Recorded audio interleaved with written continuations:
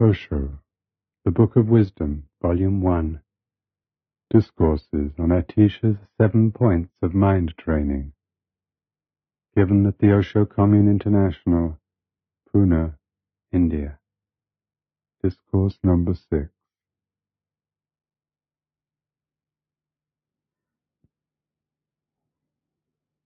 The first question.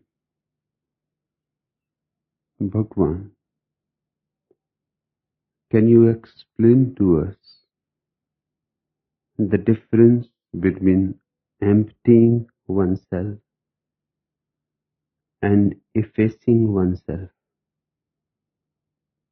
And what is the role of individuality in dissolution? Divya,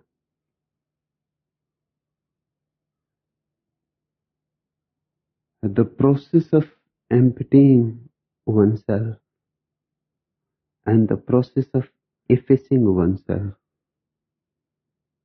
have nothing in common. Not only that they are different, they are diametrically opposite. Emptying oneself brings individuality, more and more individuality. Emptying oneself means emptying oneself of all that is implied in personality. Personality is a farce. Personality is pseudo. Personality is that which is given to you by the society. Personality is from the outside imposed on you. It is a mask. Individuality is your very being. Individuality is that which you bring in the world. Individuality is God's gift. Personality is ugly because it is pseudo. And the more personality you have, less is the possibility for the individuality to grow. The personality starts occupying whole of your space. It is like a canceric growth. It goes on growing. It possesses you totally. It leaves no space for individuality to have even its own corner. The personality has to be dropped so that the individuality can be. Individuality is a non-egoistic phenomenon. It is pure emness. It has no I in it. Personality is nothing but I. It has no emness in it. Personality is aggressive, violent, dominating, political. Individuality is silent, loving, compassionate. It is religious.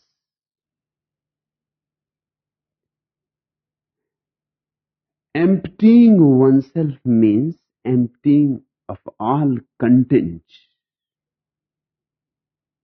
Just as you empty the room of all the junk that has gathered there down the years, And when you have emptied the room of all the furniture and all the things, you have not destroyed the room, not at all. You have given it more roominess, more space. When all the furniture is gone, the room asserts, the room is. Effacing oneself means destroying the room itself, destroying the very space of your being, destroying the very uniqueness of your existence, destroying the gift of God. Effacing yourself means becoming a slave. Individuality gives you mastery. It makes you very authentic, grounded, rooted. It gives you substance. You are no more dream stuff. It gives you solidity. It gives you clarity, transparency, vision. It makes you aware of the beauty of existence. It makes you aware of the beauty of all.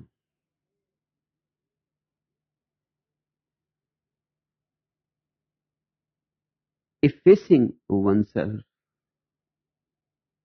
destroys you. It is suicidal. You are not dropping your personality. You are dropping your very uniqueness. You are becoming more and more shadowy rather than becoming more substantial. You are becoming a slave. And the ironical thing is that if you efface yourself, the ego will remain. Now it will become a very subtle ego. So subtle that it will be almost impossible to detect it. Now it will claim humbleness, nobodiness, humility. But the claim will persist. It will say, look, I have effaced myself. I am no more. But when you say, I am no more, you are. Otherwise, who is saying it? I am no more. A so-called saint was asked once, are you God? He said no. But immediately he added that the sun rises in the morning, but it does not declare that I am the sun. In a vicarious way, he is saying, I am God, but I am like the sun, who rises every morning, but does not declare that I am God. The man who had related the incident to me, I told him, you go back to that so-called saint and tell him that the sun does not say that I am not the sun either.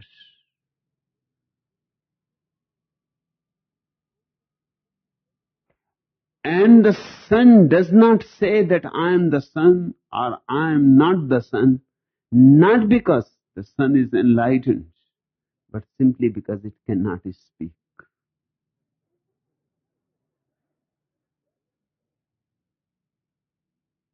If it could speak, it would have declared in 1001 ways. In fact, it is declaring in 1001 ways that I am here. It is declaring in the flowers, in the birds. It is declaring all over that I am here.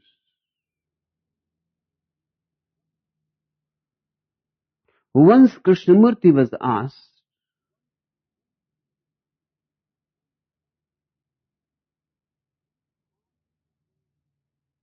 why you go on talking?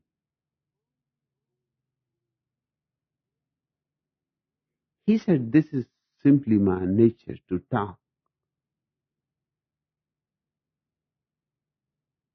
He said, I talk the same way that the flower releases its fragrance. The flower cannot talk. It has its own language. The fragrance is its language. The sun cannot talk, but the light that radiates from it is its way of communicating the fact that I am here, that I have arrived.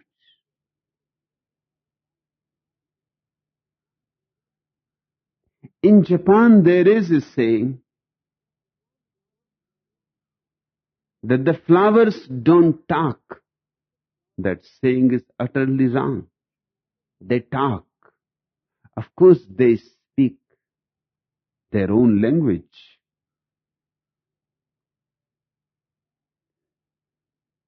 The Tibetan speaks his language. Will you say that he does not talk? The Chinese speaks his own language. Will you say he does not talk? Just because you cannot understand, will you say he is not talking? The Chinese has his own language. So is the sun. So are the flowers. So are the animals, the birds, the rocks. Millions of languages. The whole existence asserts itself. But the humble person starts saying, I am not. I am not an ego. I have effaced myself. But who is saying these things?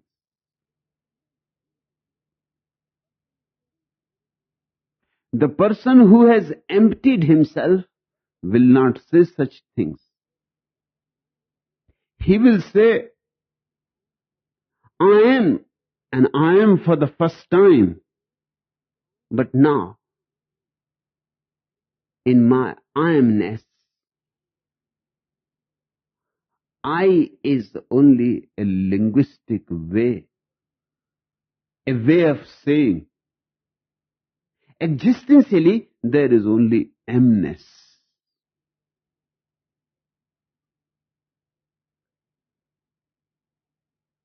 And let this be the criterion, whether you are emptying yourself or you are effacing yourself. If you are emptying yourself, you will become more and more blissful. Because you will become more and more spacious. You will become more and more available to God and to God's celebration.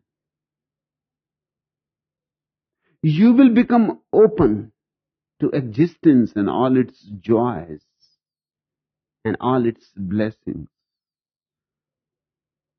But if you are effacing yourself, you will become more and more sad, heavy. You will become more and more dull and dead. Because effacing oneself is nothing but a slow suicide. Beware of it. And you have to be aware, very aware, because they both look alike. The real danger in spiritual growth is from things which are diametrically opposite but look very alike.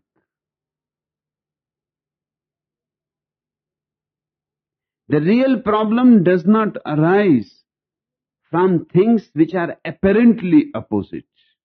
The real problem arises with things which are not so apparently opposite, and yet they are opposite. The real opposite of hate is not love. The real opposite of love is not hate. It is so apparent. Who can be deceived by it? The real opposite of love is pseudo-love. Love that pretends to be love and is not. One has to be watchful there. The real opposite of compassion is not anger. The real opposite of compassion is cultivated compassion. Compassion that is not within you but only in your character. Compassion that you have painted on your circumference.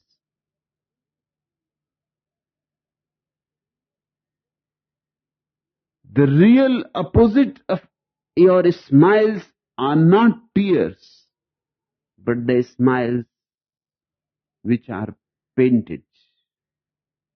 Smiles which don't go deeper than the lips, which are nothing but exercises of the lip. No heart collaborates with them. No feeling stands behind them.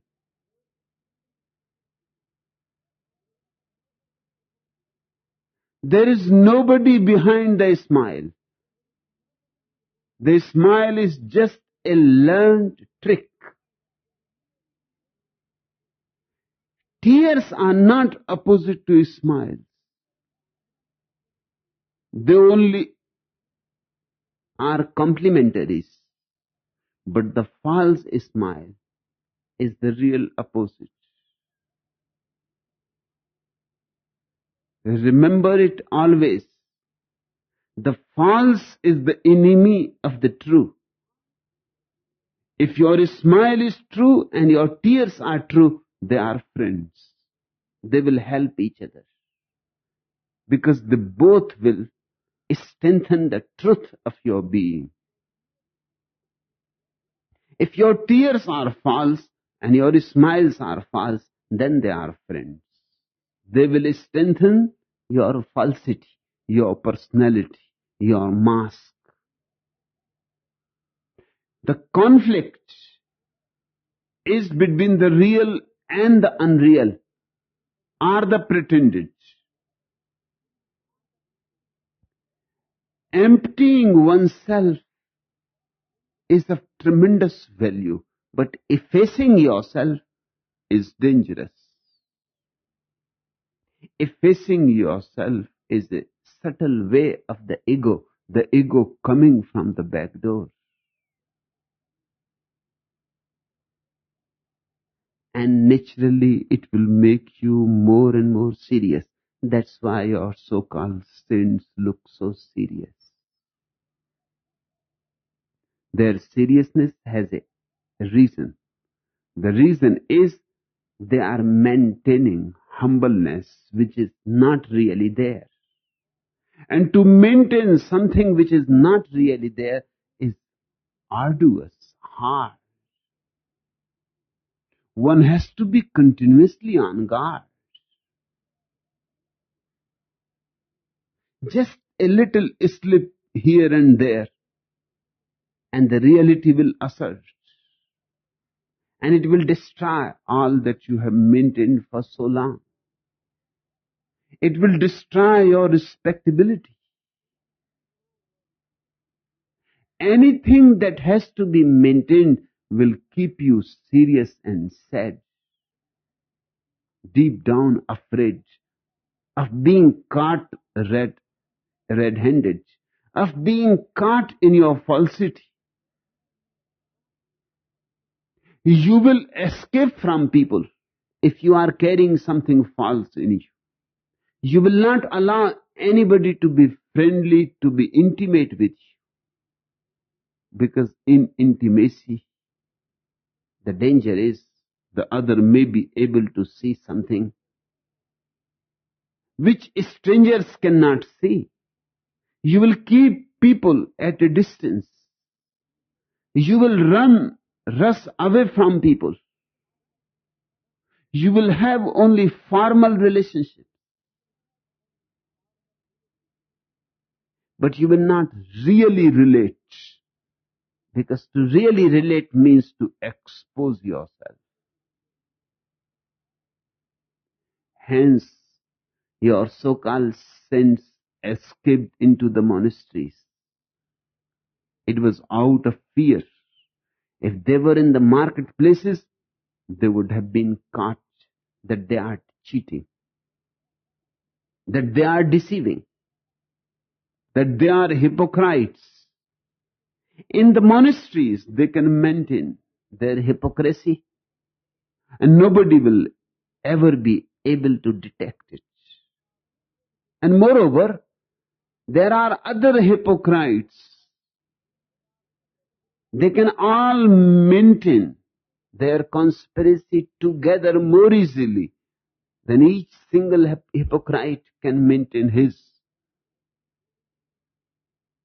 Monasteries came into existence for escapists. But you can live even in the world in a monastic way. Keeping people always at a distance. Never allowing anybody access to your inner being. Never opening up. Never allowing anybody to have a peek in you. To see who you are. Never looking into people's eyes. Avoiding people's eyes. Looking sideways. And always in a hurry. So that everybody knows you are so much occupied, you don't have any time to say hello, to hold somebody's hand, to sit with somebody informally. You are so busy. You are always on the go. You will not even allow those who are close to you, husbands, wives, children.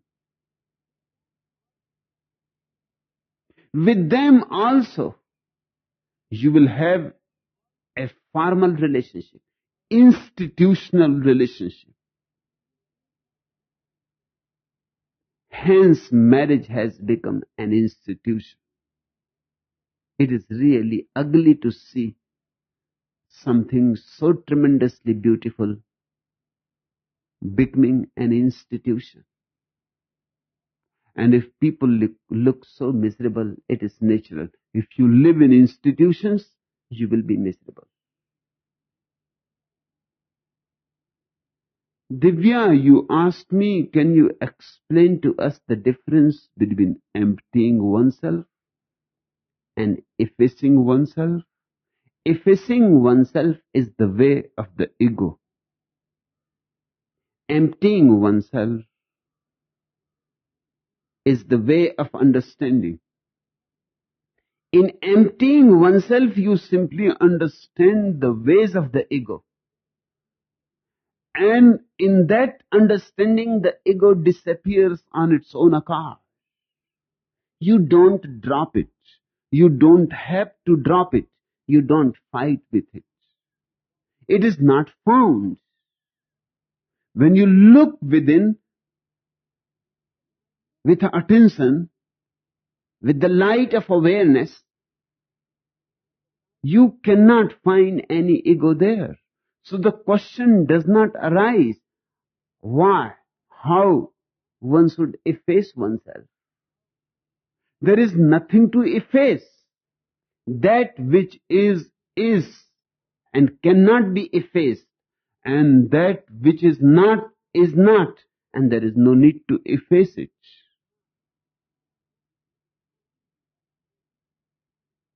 Emptying oneself simply means seeing oneself, and then many things start dropping because you were unnecessarily carrying them. In the first place, they don't exist. They are ghosts, nightmares. They disperse themselves when the light is brought in. Emptying oneself is a meditative process. Just looking in deeply with no prejudice, with no prefabricated ideology, neither far nor against, just looking in. And emptying starts happening. And when you have emptied all the content, thoughts, desires, memories, projections, hopes, when all is gone, for the first time you find yourself, because you are nothing but that pure space, that virgin space within you, unburdened by anything, that contentless consciousness. That's what you are. Seeing it, realizing it, one is free. One is freedom. One is joy. One is bliss. But effacing oneself is dangerous.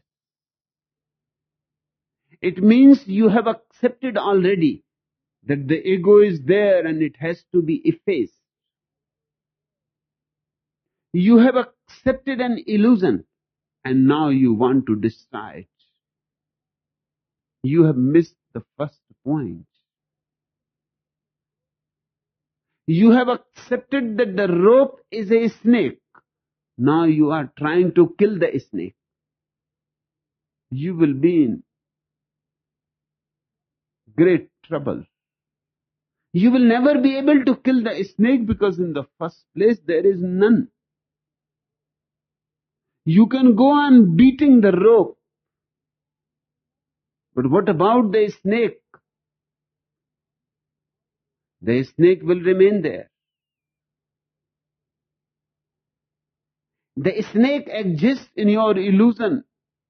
The snake does not exist outside. Otherwise, you could have killed it. But how can you kill a snake which is not? You are fighting with his shadow.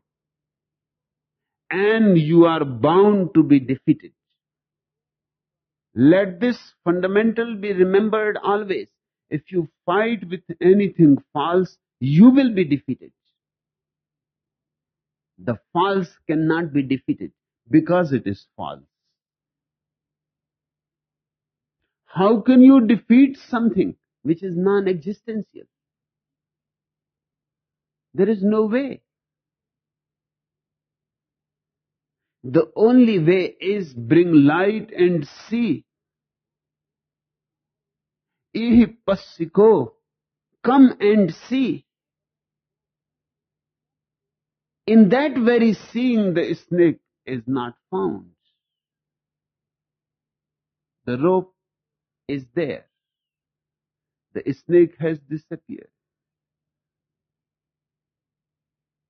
Now there is no need to efface, no need to fight. There are millions of people who try to become humble, but their whole effort is nonsense, sheer stupidity. Once a man asked me, Are you an egoist or a humble person? I said, none. Neti, neti. Neither this nor that. I cannot be either. He said, what are you talking? Because one can either be an egoist or a humble person. I said, you don't understand. You know nothing. You have never gone within yourself. If you are humble, you are an egoist standing on his head. Humbleness is an expression of the ego. I am neither. I am simply whatsoever I am, neither humble nor egoist. Because I have seen that there is no ego. How can there be humbleness then? Humbleness is diluted ego. But if there is no ego, how can you dilute it?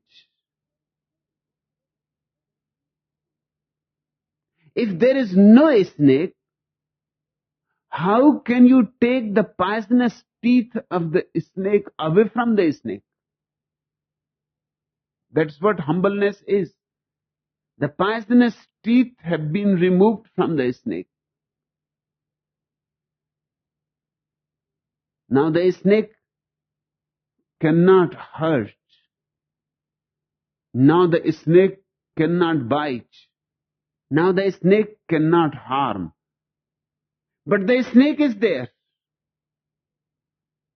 Those teeth were false because the snake itself is false.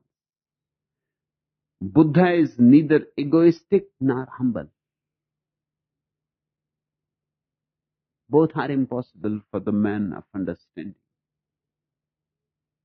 The ignorant person can be egoistic, can be humble. Both are aspects of ignorance. And the ignorant person can try to efface the ego. Because it is so respectable not to have the ego. One becomes a saint by effacing the ego. One attains great prestige and power by effacing the ego.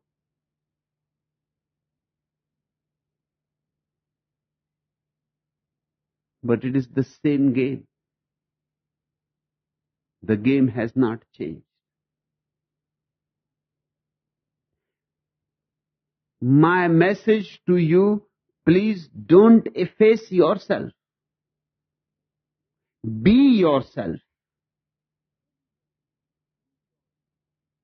Look within yourself. And in that very seeing, the ego disappears. Even to say disappears is not right. The ego is not found. It has never been there. Its existence depended on your not seeing within yourself. Seen, it is no more there. It has never been there. And then you are individuality, uniqueness, a unique expression of the divine. And then there is great rejoicing. You start blooming. The spring has come. You start dancing, you start singing. Great gratitude arises in you that God has made you an unique individual. There has never been a person like you before. There is not anybody else like you right now in the whole world. And there will never be anybody like you. Just see how much respect God has paid to you. You are a masterpiece, unrepeatable, incomparable, utterly unique. Even the hardest heart, the rock-like heart, will start melting in gratitude.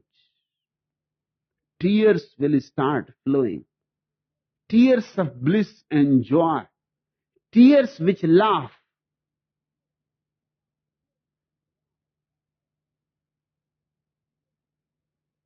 But please remember, empty yourself, don't efface yourself.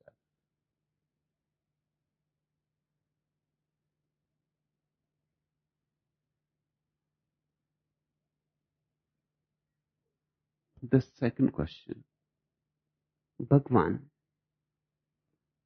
what of those who take sannyas in Pune only to drop it back in their home environment? Anand Lionel, they are assholes.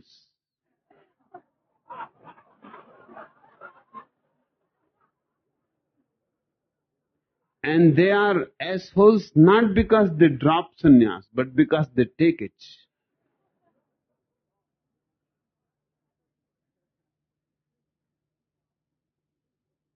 Their idea is that by taking sannyas here, they will gain something. And back home, they can drop it. But if this idea is there from the very beginning, that I am going to drop it when I am back home, sannyas will not be a blessing to you. It cannot be a blessing to such a cunning mind.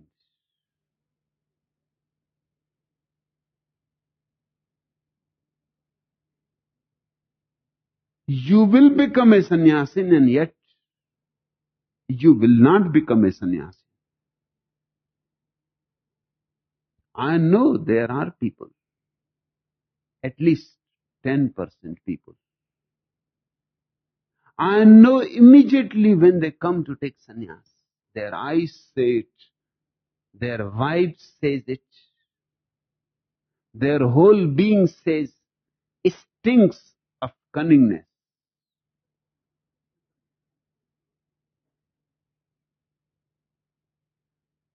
But I respect people. I cannot say no. And then I think, what is the harm? Let them play the game of being a sannyasi. And who knows, sometimes few people are caught too.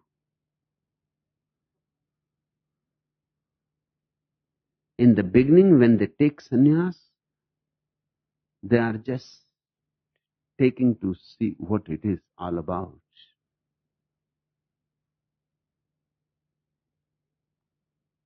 But unawares, they may be caught in it.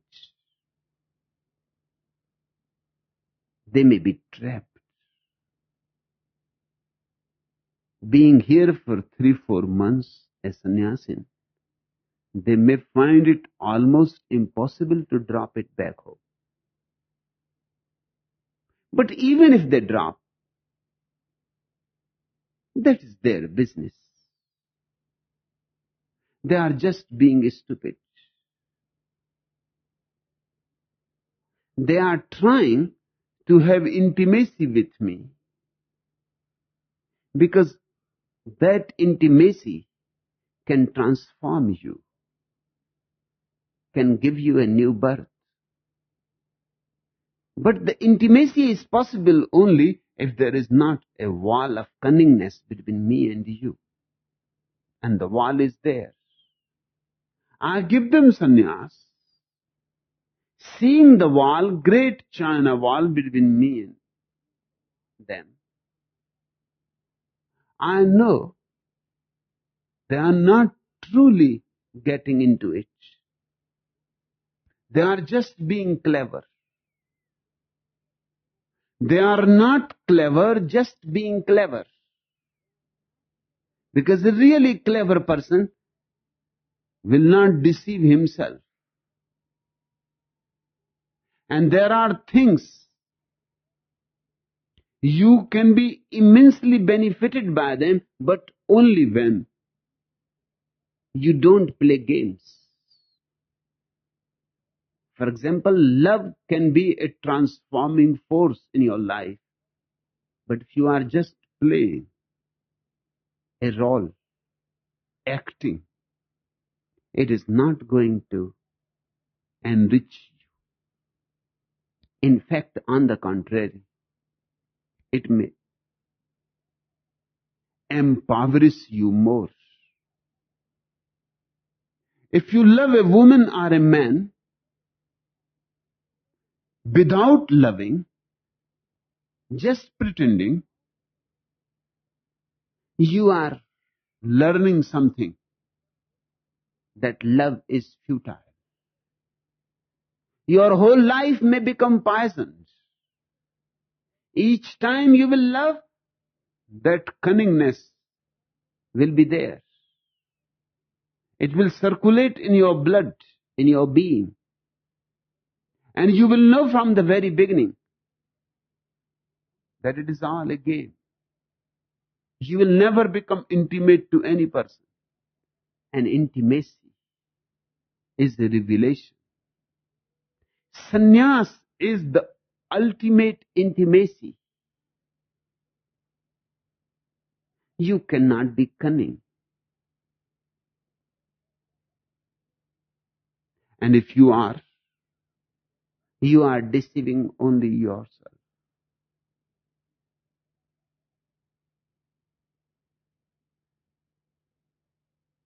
Anand Lionel. But why this question has arisen in you? You have taken sannyas only few days before.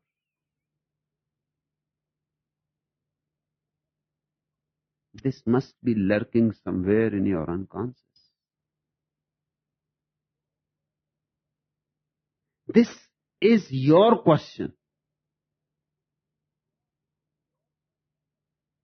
This may be your idea. Maybe you are not very conscious about it. You may be thinking that you are asking the question for others.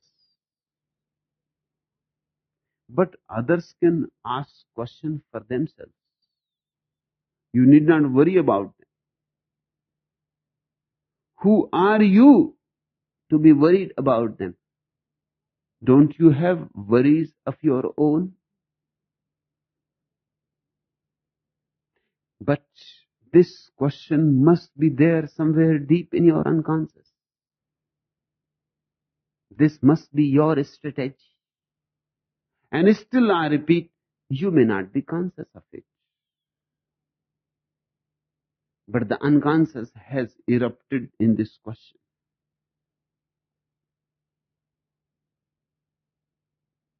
But this is not exceptional. The world is full of assholes. So if few assholes manage to come here, it is not a surprise.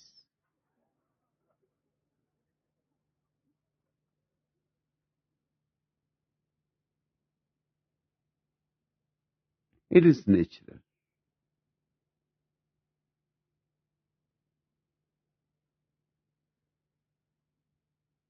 %10 margin I keep for them.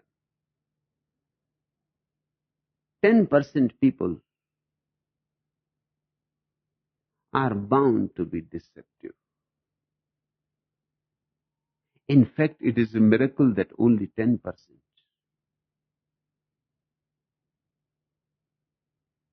People have forgotten the language of commitment, involvement. People don't know the beauties of commitment. They don't know the joys of dedication. They don't know what it means to be utterly dedicated to something. To be utterly dedicated to something means giving birth to a soul in you. It integrates you. It gives you a backbone. Otherwise, people who don't know any experience of commitment in love, in trust, they live a life without a spine. They are spineless. They are just hodgepodge, lousy. They are not really men.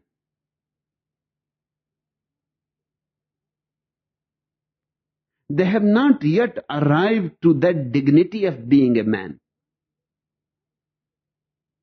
To be a man means to be committed, to be involved, to be ready to go to the very extreme of some experience. If it appeals you, if it convinces you, if it converts you, then one has to be ready to go wherever it leads you, to the unknown, to the uncharted.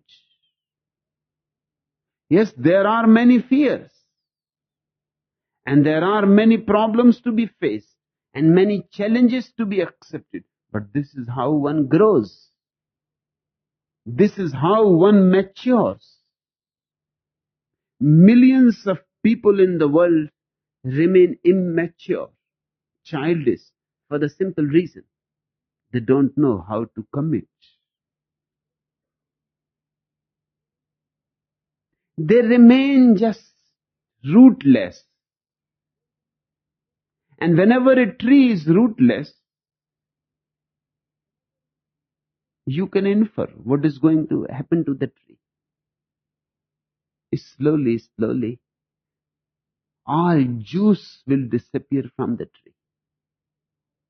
Because it is no more connected with any source of juice. The sap will not flow in it. It will lose its greenness. It will not be any more young and alive. It will lose luster, grandeur, brilliance. It will lose all luminosity. It will not bloom. Springs will come and go, but it will remain just there, dead, dry. That's what has happened to millions of people. They have lost their soil. Through sannyas, I am trying to give you a soil that can nourish you, so that the sap can start flowing again in your system, so that again some juice flows in you, so that you become juicy again, so that you are again young, youthful, fresh.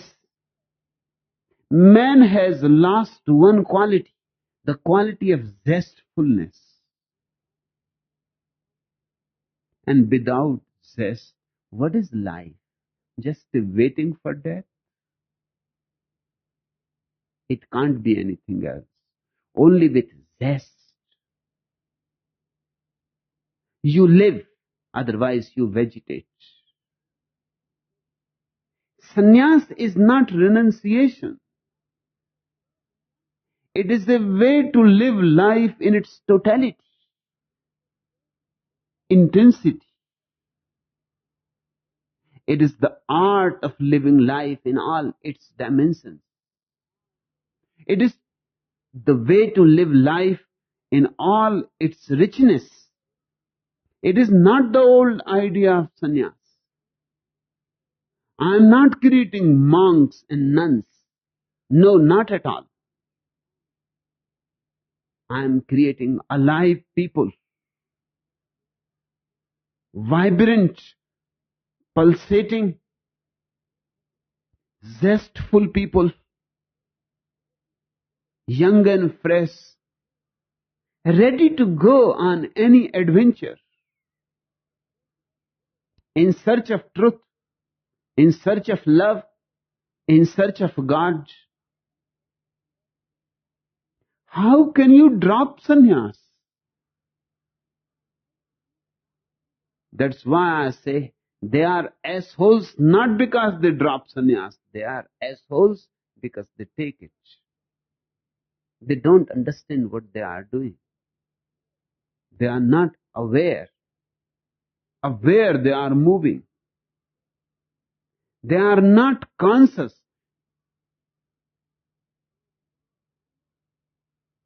They are just sleepwalkers, robots, zombies. When so many people they see have become sannyasis, their mob psychology, their crowd mind, their sheep mind immediately gives them an idea. So I have also to become a sannyasi. Why? Unless it is a decision that arises in your very innermost core, why be bothered with it? Unless you start having a love relationship with me, why be bothered with it? Unless I have touched a chord in your heart, unless some music has happened in you through me, why be bothered about it? But they are not taking sannyas from me. They are taking sannyas from you, other sannyasis. Seeing so many people in orange and seeing so many people happy, joyous, they become jealous. They become competitive. They start feeling they are missing something. A dream arises in them that I should also know what this sannyas is. Certainly they know that they will not be able to follow the whole way. But they say, they argue within themselves, at least while you are here, why not be a sannyasin and have a taste of it? And then when you go back home, just forget all about it. So nobody will know about it. You can be part of your old routine again. This is how the mob mind functions.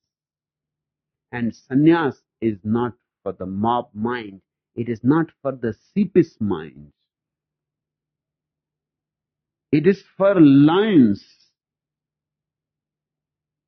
And I am really surprised. Anand, Lionel,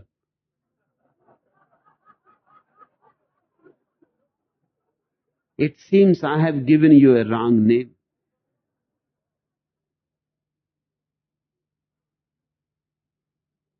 A lion? And asking such a question?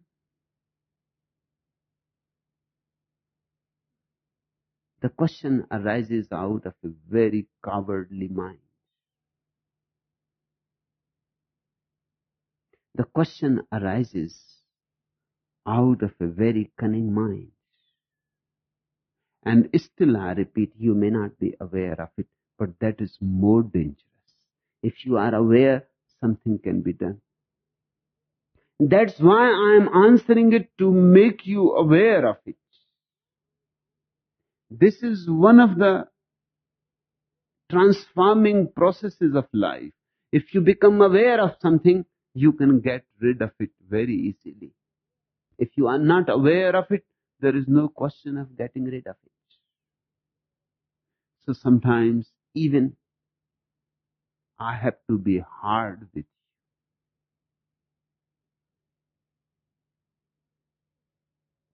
Sometimes I have to be really cruel with you.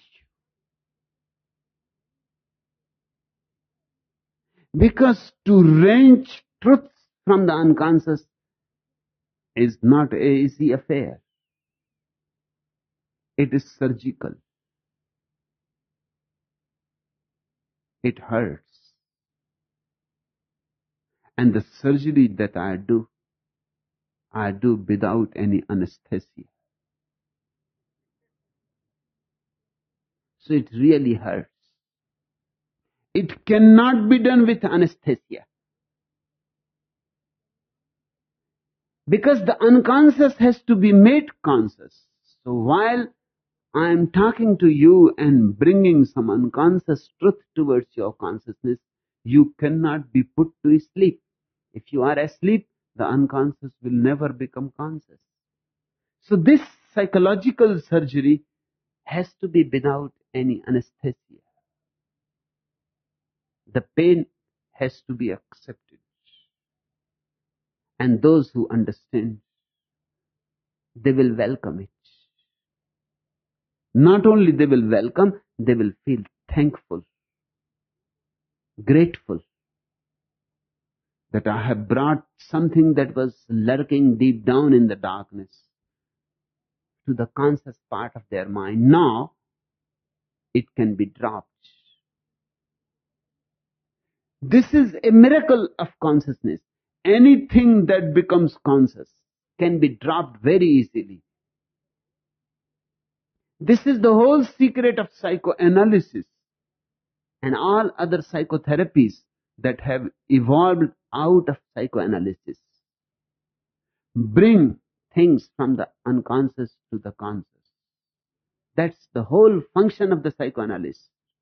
Once they are conscious, you are yourself capable of dropping them. Because who wants to carry ugly things when one knows they are there? But ugly things can be carried for lives together if you are not aware.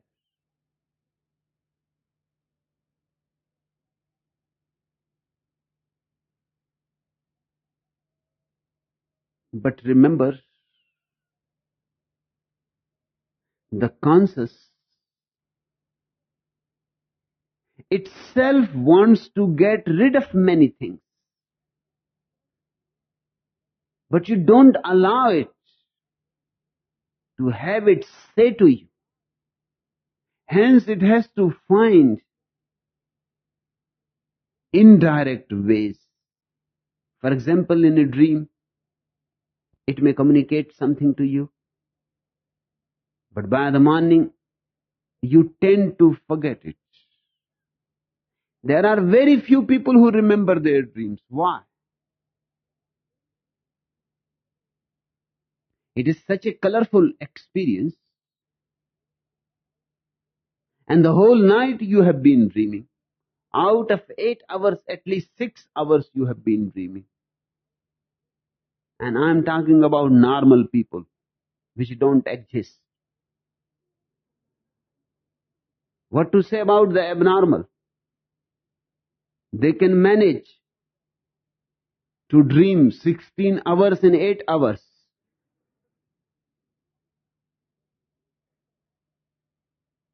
They can dream many dreams together. One dream overlapping another dream. They can dream into dream into dream. They can have such dreams. For example, you can dream that you are going to the movie.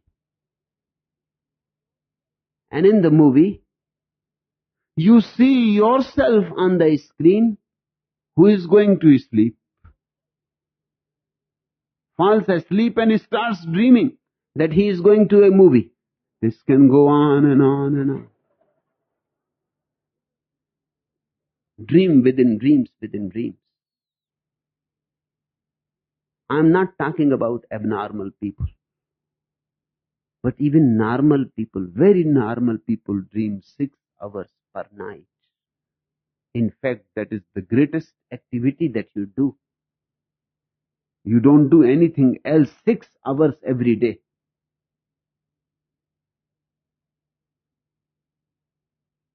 6 hours continuously dreaming, and in the morning all is forgotten, or only for few seconds, early few seconds, 4 5 seconds, you remember few things, few fragments, and then soon by the time you have taken your bad tea, they have disappeared.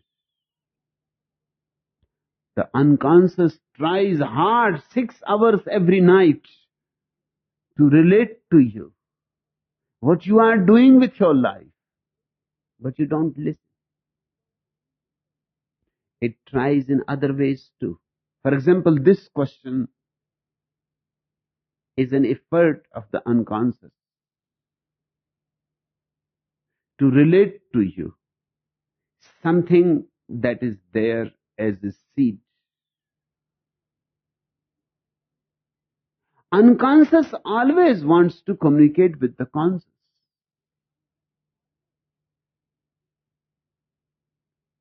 Why? Because unconscious is so much burdened, so heavy. It wants to unburden itself. And how it can unburden? There is only one way: to relate to the conscious. Hence, Freud developed the technique of free association. He had to invent a coach, because if the patient is sitting, it is difficult to connect with the unconscious. Our habit of connecting with the unconscious is that of lying down on the bed. That has become a permanent habit. You have to be horizontal. The Freudian coach is significant. It helps your unconscious to relate with the conscious. And Freud used to disappear behind the coach, behind a curtain. Because if somebody is present, the unconscious may remain shy, embarrassed. The conscious may distort, may censor. So he used to hide behind the screen, lying down on the couch, relaxing. And Freud says you just start saying whatsoever comes to your mind. Don't edit it. Don't correct it. Don't try to make it look beautiful, sophisticated, logical, significant. Just let it be as it is, raw. You simply let it come out as it is. First few sessions are not significant, but slowly, slowly, the patient relaxes, starts free associating, and the unconscious unburdens itself. Psychoanalysis does nothing else. It simply helps you to unburden the unconscious. It makes things conscious which have remained unconscious for long. And just in that very process, things start changing. 1 or 2 years psychoanalysis and the person has changed enormously. He is totally a different person. More at ease, more at home. What has happened? Because the psychoanalyst has not done anything. No medicine has been given. No psychiatric treatment has been given. In fact, the real psychoanalyst does not even comment, because commentary may become a disturbance. He simply listens. He is just ears and ears and nothing else. He is a passive, silent listener. So you can unburden yourself totally without any interference. The unconscious has its own language. It talks in metaphors. It talks in pictures. Its language is not conceptual. Its language is pictorial. But its language is totally different from the language that you know. Now this is a way of the unconscious. Lionel is asking as if it is somebody else's question. It is not. I have heard a friend came to see a black couple. The father was very proud of his only child, a baby girl of 18 months. He was bragging about the baby so much that the friend became interested and he wanted to see the baby. So the baby was called and the father started talking about her intelligence, genius, this and that. And then the baby said, "Mother," and the father beamed and said to the friend, "See, she has already spoken half of the word."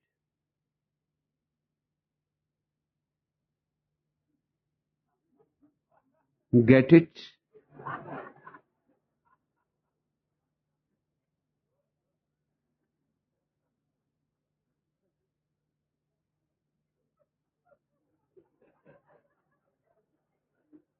Now you got it.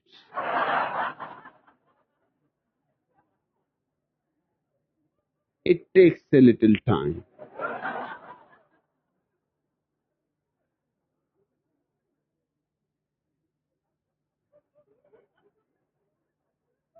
Now the baby is simply saying mother, but father has his own ideas. He is interpreting in his own way.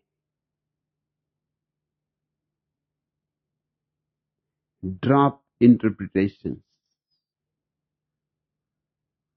At least with me.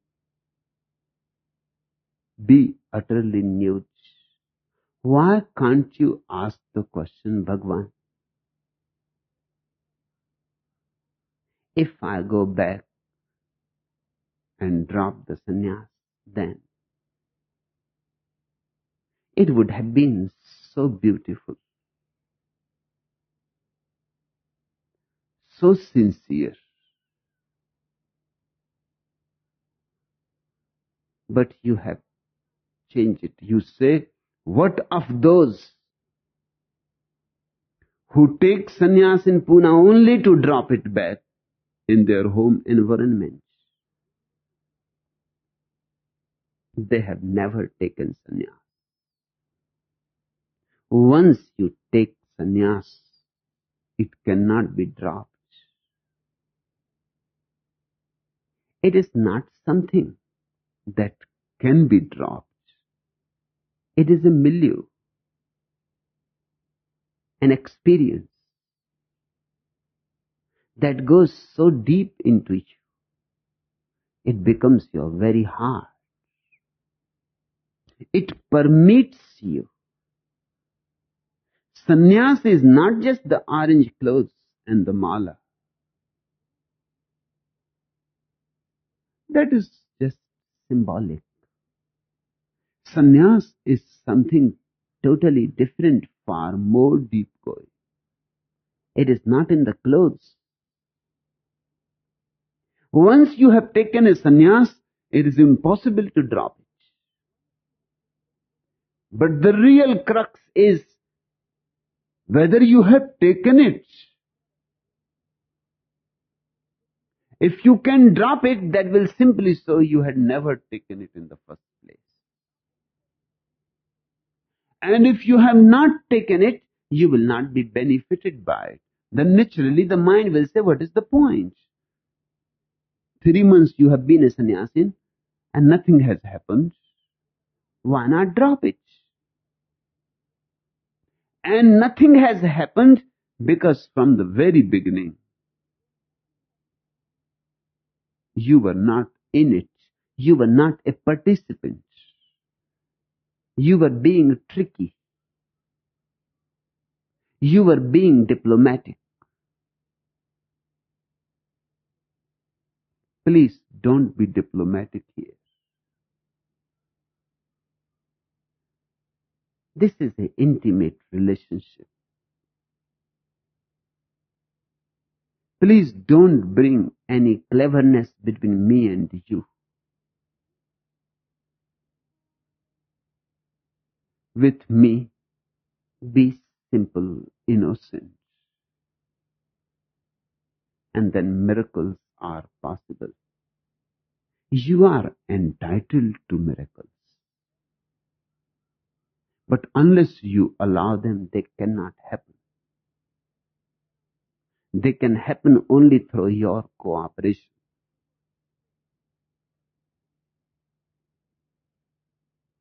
The third question, Bhagwan,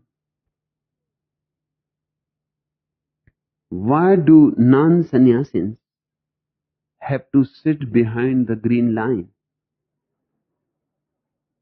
It has been very difficult for me to see you, and this to someone who is only just learning about you is not helpful in feeling you.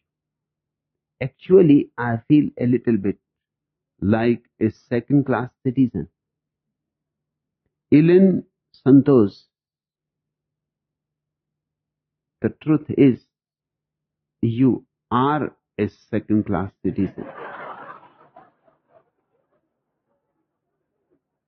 I cannot help it.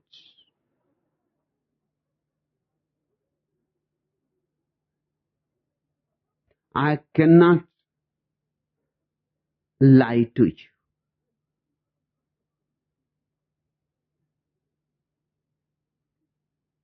Sannyasins are in a totally different relationship with me.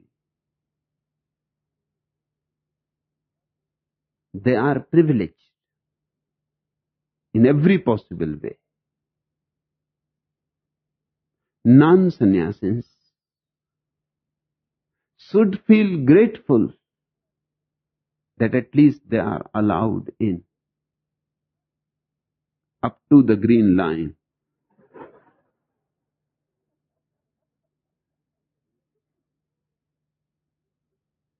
If you want to become a first-class citizen, become a sannyasi.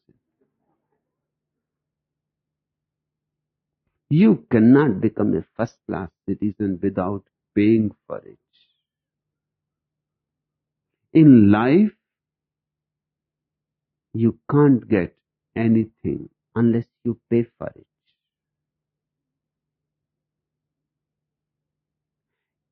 Even if you can get something without paying, it will not have any value for you. The value arises only when you pay for it. The more you pay, the more valuable it becomes.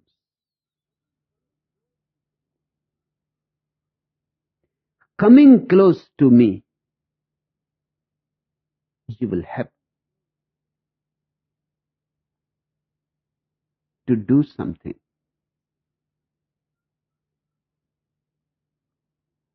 And this arrangement, sannyasins sitting close to me and non-sannyasins sitting a little far away, has something else in it too.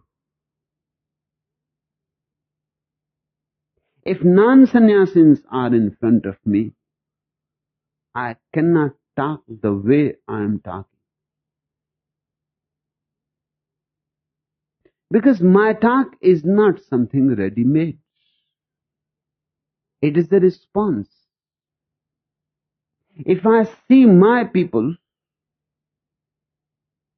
silently sitting, attentive, drinking every single word, focused, meditative, I can say far higher things, far more complicated things can be explained to them. But if non-sannyasins are sitting in front of me, I have always to begin from ABC.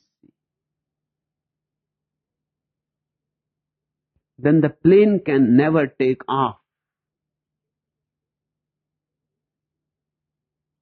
Then the plane has to function like a bus. You can use a plane like a bus.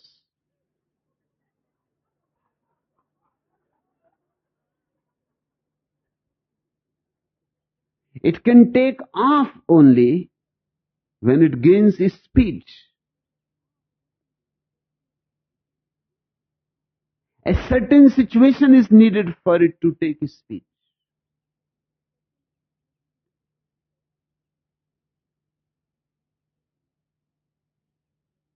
I have talked to millions of people in this country. Then I had to stop. I was talking to thousands. In a single meeting, 50,000 people. I traveled around this country for 15 years, from one corner to another corner. I became simply tired of the whole thing. Because each day I will have to start from the ABC. And it was always ABC, ABC, ABC.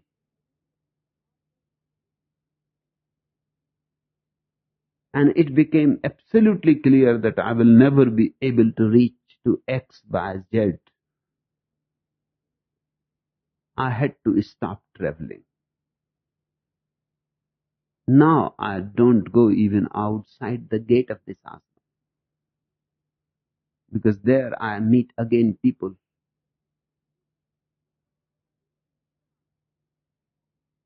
who live in the ABC. I am no more interested in them.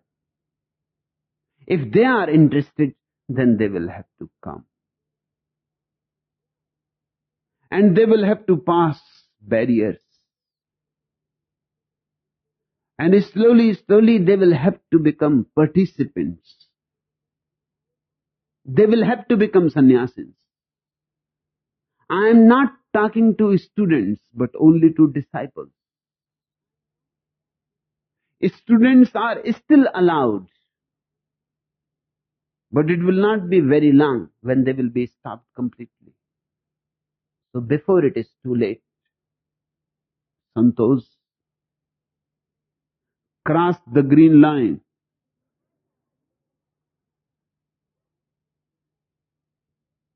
Because I would like to talk only to my people, so that I can relate whatsoever I want to relate, so that I can depend and trust that whatsoever is said will be taken in good faith, in love, so that I know from the very beginning that everything can be revealed to them and nothing will be misunderstood. Just the other day, I was reading a report in Indian Express. Their journalist had come just 2-3 days before.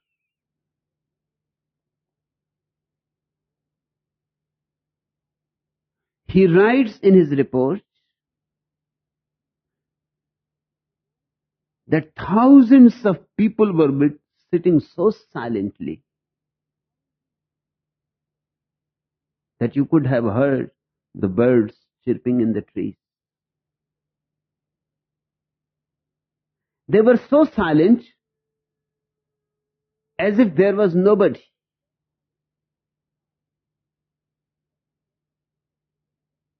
And what is his conclusion? He thought it is all managed. It is a performance. He thought as if it is a performance to impress that poor journalist from Indian Express.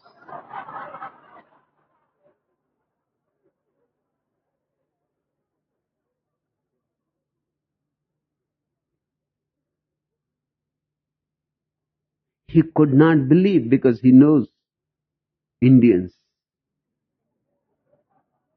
He knows Indian meetings. I also know. Once I was talking on Krishna in a meeting, and people were sitting their back towards me talking with each other, gossiping. Their backs towards me. That was the last day. The last straw on the camel. In the middle, I left. The president of the meeting said, "Where are you going?" I said, "I am going forever. I am finished with these stupid people. I am talking about Krishna. They have invited me to talk to them. And nobody seems to listen."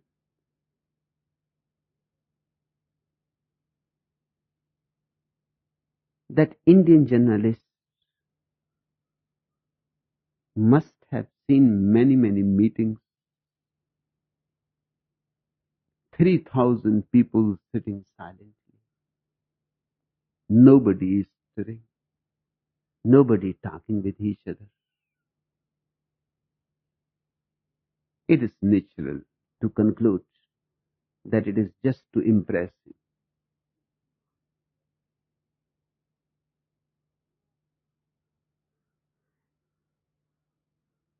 When I was leaving that day, I had seen two persons sitting here, which looked absolutely out of place.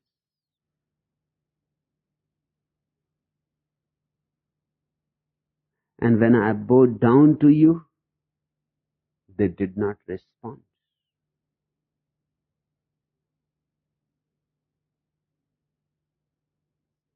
Now, if so many people are here around me, non-responsive, I will not be able to pour my heart. It will be impossible. Hence, Elaine Santos that green line.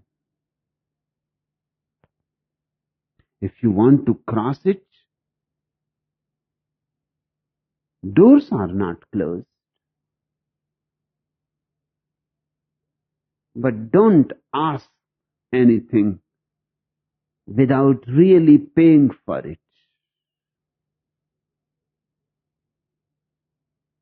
And as many, many more sannyasis will be coming, only those who are really dedicated, committed,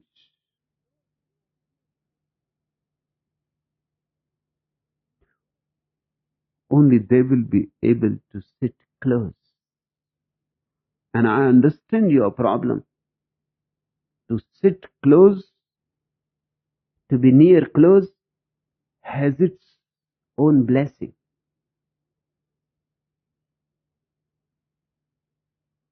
The contact goes deeper. The vibe permits you more totally. Because it is not only a question that I am answering, or words that I am using. Basically, it is my presence. You have to drink it and you have to digest it.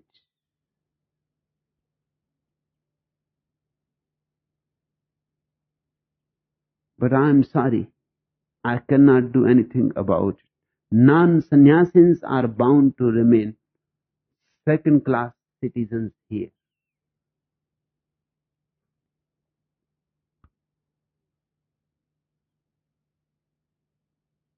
The last question.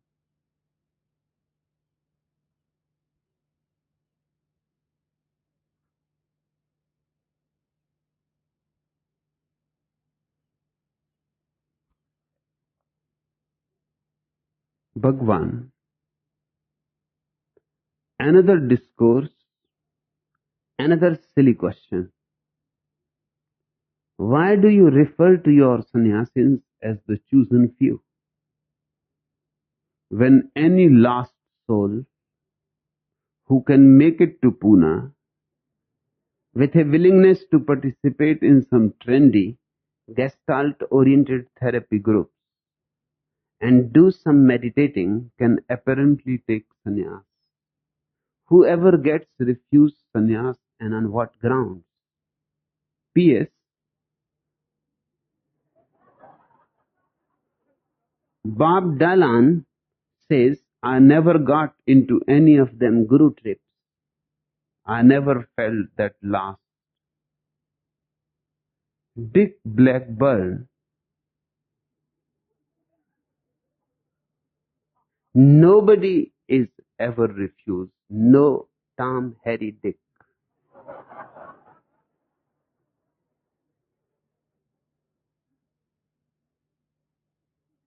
That does not mean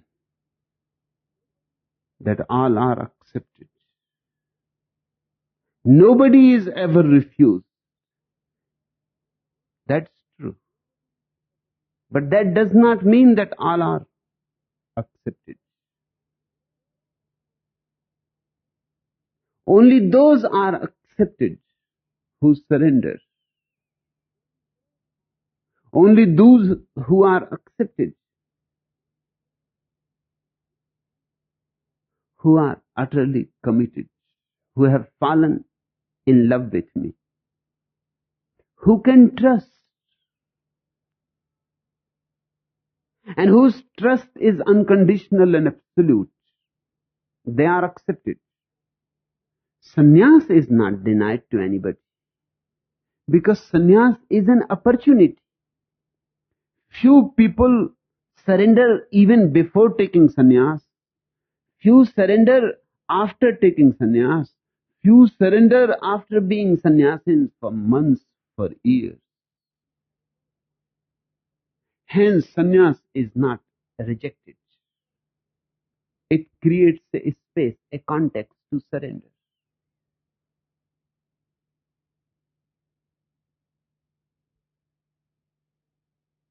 But who is really received? Who is really accepted is a totally different matter. It is not declared.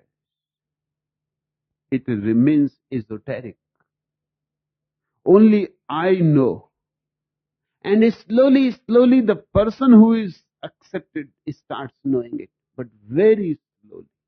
Sometimes it takes years for the person to understand that he has been accepted. It is never said, not even to the person it is said that he has been accepted. It has to be understood. That is the beauty of it. Only then it is significant. But it starts happening. If I accept a person, slowly, slowly his energy starts giving messages to him that he has been accepted. One day it becomes such an absolute certainty,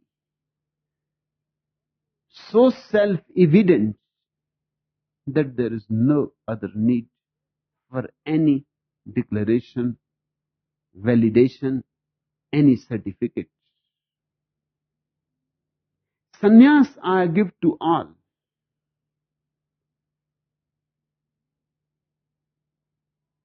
But only those are accepted who really take sannyas. That's why I say sannyasins are the chosen few. It is out of my compassion that I don't reject anybody. The most unworthy is also to be respected, loved, received, welcomed. And who knows? The unworthy may change. Man is unpredictable. The baser metal can any day become gold.